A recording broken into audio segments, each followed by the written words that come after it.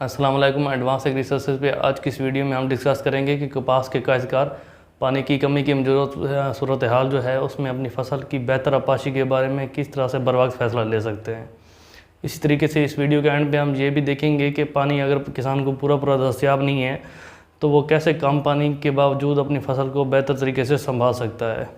तो अगर हम अपाशी के बारे में बात करें तो ये जैसे कि सब किसान जानते हैं कि जो अपाशी है इसका दारोमदार मुख्तलिफ अवामिल पे होता है। जैसे ज़मीन की सूरत हाल पे होता है, मौसम की सूरत हाल पे होता है, फसल की हालत पे होता है, फसल की वैरायटी कौन सी लगी हुई है, इसके अलावा जो तरीका काश्त है फसल का वो कौन सा था, ड्रिल है, छट्टा है, पटरियों पे लगी हुई है,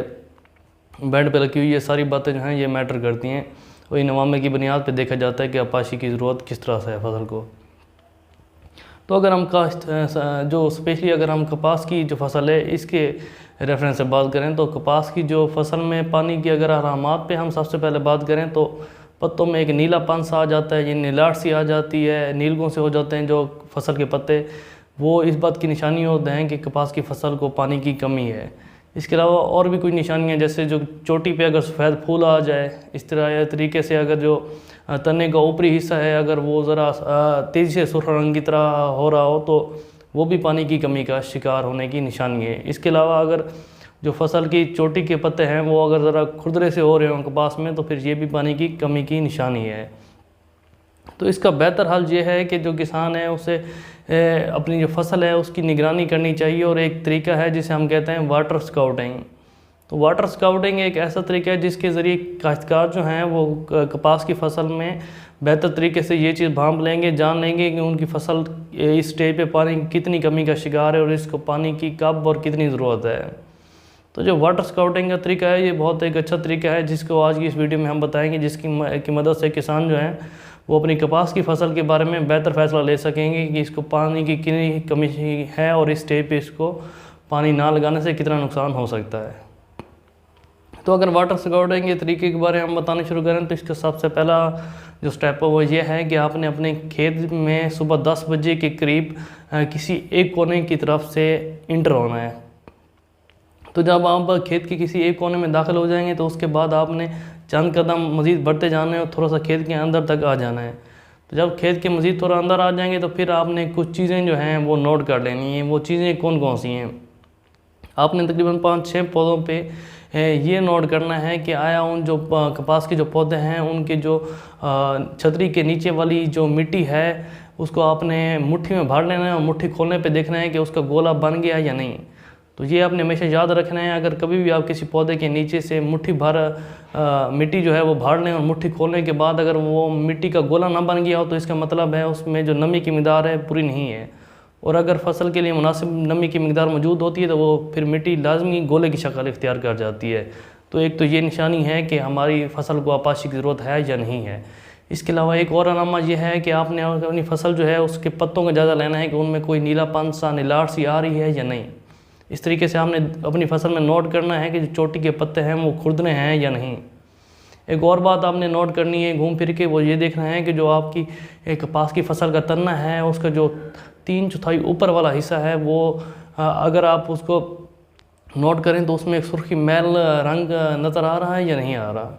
एक और चीज़ भी आपने ये नोट करनी है कि जो फसल के तन्ना है उसका ऊपर वाला हिस्सा अगर उसको आप ज़रा हाथ से तोड़ दें तो उसमें अगर वो एक चटक सी आवाज़ जैसे कोई सूखी सी लकड़ी पतली सी टूटती है अगर वो वाली आवाज़ आ रही है तो फिर भी वो फसल जो है वो पानी की कमी का शिकार है। इसके अलावा अगर सफ़ेद फूल जो है कपास की फसल में वो चोटी पे आ गया है तो फिर भी हमारी जो फसल है वो पानी की कमी का शिकार है। तो ये मुख्तलिफ मामले हैं, इनका आपने जायज़ा लेना है और ये किसी एक जगह से नहीं लेना बल्कि मुख्तलिफ जगहों से खेत में दाखिल होकर लेना है। अपनी आसानी के लिए आप ये करना है कि आप अपने कपास का जो खेत है उसमें चारों कोनों की तरफ से दाखिल हो जाएं और ये बात नोट फरमा लें कि ये सारे अवामिल जो हैं उसमें मौजूद हैं या नहीं। अगर ये सारे अवामिल ऐसे ही हैं कि वो पानी की कमी का को जो है शो कर रहे हैं या फिर इन अवामिल में से हाफ से ज़्यादा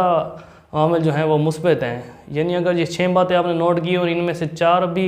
अगर मुस्बत आ गई तो इसका मतलब है आपकी जो फसल है वो पानी की कमी का शिकार है और आपने इसको फौरी पानी लगाना है। तो मालूम अगर ये सारा ये जो एक प्रोसेस है इसे हम वाटर स्कॉटिंग कहते हैं। इसको जो आप वाटर स्कॉटिंग का जो अमल है इसको परफॉर्म करके आप अच्छे तरीके से बर वक्त फैसला ले सकते हैं कि आपकी कपास की फसल को पानी की कमी है या नहीं। वैसे ही किसान फैसला अगर करना चाहते हैं या जो कपास का जनरली जो शेड्यूल चल रहा है यानी इसकी आपाशी का, तो उसके बारे में हम ज़रा बात कर लेते हैं। अगर आपकी कपास जो है वो ड्रिल से काश्त की गई है तो फिर आपने पहला पानी तकरीबन 30 या 35 दिन बाद लगाना है, जबकि उसके बाद जो अगले पानी होंगे वो आपने 12 या 15 दिन के वक्फे से लगाते जाना है। और अगर आपने उसके बाद गंदम काश्त करनी है तो 10 अक्टूबर तक अपनी आपाशी मुकम्मल कर लेनी है। और दूसरी बात ये है कि अगर आपने तो पटरियों पे का या बेड पे कपास जो है वो काश्त की हुई तो फिर आपने ये करना है कि पहला पानी जो है वो 3-4 दिन के वक्फे से लगाना है। उसके बाद दूसरा, तीसरा, चौथा पानी जो है ये तीनों पानी ये हमने तकरीबन हफ्ता या हफ्ते से 1-2 दिन ऊपर करके लगाते जाना है। और फिर इसके बाद जो आगे मज़ीद पानी आएंगे वो आपने जो शेड्यूल के मुताबिक 12-15 दिन के वक्फे से और मौसमी हालात को देखते हुए लगाते जाना है। और अपना आखिरी पानी जो है बेड या पटरियों पर काश्त की हुई कपास में अपना तकरीबन 15 अक्टूबर तक पूरा कर लेना है। अच्छा, तो एक और बात रह गई, वो ये बात है कि अगर आप के पास पानी जो है मौजूदा हालात में आप देख रहे हैं नहरों की ये जो हालात चल रहे हैं, यानी अक्सर जो जनूबी पंजाब और सिंध में जो कि काटन का असल बेल्ट है वहाँ पे पानी नहरों में नहीं आ रहा ज़्यादा, या आ भी रहा है तो कम आ रहा है, तो ज़ाहिर किसान का पानी की कमी का शिकार है। अगर पानी आ भी रहा है तो कम आ रहा है, तो इन हालात में वो अपनी फसल के बारे में कैसे ये कर सकते हैं फैसला कि इसको किस तरह से बेहतर मैंने करना है कि ये सर्वाइव कर जाए कम अज़ कम। तो कपास की फसल के लिए इसका एक आसान हल ये है कि अगर आपके पास खेत को सराब करने के लिए पूरा पानी दस्तियाब नहीं है और तो आपने ऐसा करना है कि एक खेली में पानी छोड़ दें और दूसरी को रह के फिर तीसरी में पानी छोड़ दें। यानी अगर आपने पहला पानी जुफ्त खेलियों में लगा दिया तो फिर उसके बाद जब कभी अगला पानी मुहैया हो तो आपने ताक में लगा देना है, या फिर आप पहला पानी ताक खेलियों में लगा दें और फिर उसके बाद जो अगला पानी आएगा वो जुफ्त खेली में लगा दें। इसका ये फ़ायदा होता है कि एक तो वो जिस खेली में पानी लगाएंगे वो और उसकी साथ वाली फसल उसको भी किसी हद तक जो नमी है या वो जो वत्तर है उसको मुहैया आ जाएगा। और इस तरीके से जो उसको डैमेज जो अगर पानी आधे खेत को आप आधी खेलियों को लगा दें और आधी खेलियों को बिल्कुल इकट्ठा छोड़ दें तो फिर ज़्यादा डैमेज होगा, जबकि एक खेली छोड़ के उसके साथ वाली फिर अगली खेली लगाते जाएं तो इस तरह से जो कपास की फसल है उससे डैमेज कम से कम होगा। इस तरह आप पानी की कमी के बावजूद बेहतर तरीके से अपनी कपास की फसल को सर्वाइव करा सकते हैं।